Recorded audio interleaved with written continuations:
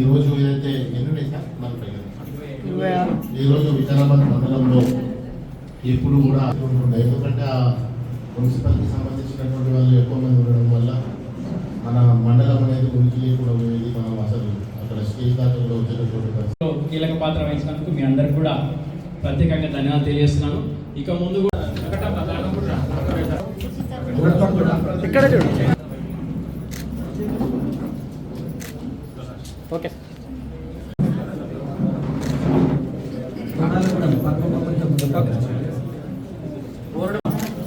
Sir okay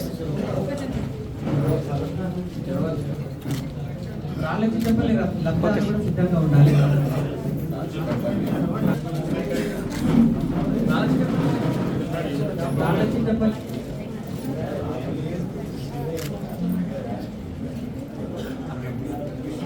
okay sir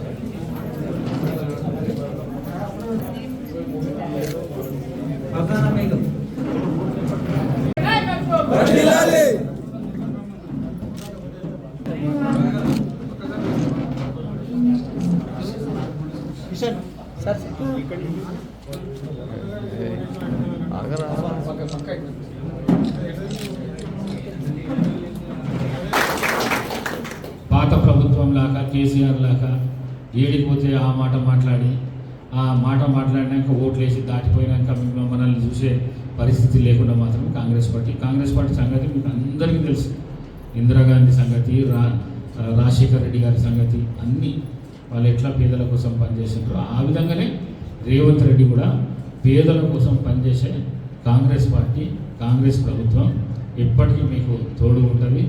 నేను కూడా మీకు అన్నలాగానో, తమ్ముళ్ళలాగానో, కొడుకులాగానో అన్ని విషయాలలో ఈ అభివృద్ధి కార్యక్రమాలనే కాదు, ఈ కాన్స్టిట్యున్సీ ఎమ్మెల్యే ఉండి మీకు ఆ విధంగా కష్ట సుఖాల్లో మీ ఎంబడి ఎప్పటికీ తోడుగా ఉంటా అని చెప్పేసి మీ అందరికీ తెలియజేస్తూ ఈరోజు చెప్పులు తీసుకునే కార్యక్రమం తీసుకొని మీరు నిశ్చింతగా ఉండండి. మీ ఇంటికి తెచ్చిచ్చే బాధ్యత నాది అని మీ అందరికీ తెలియజేస్తూ సెలవు తీసుకుంటాను.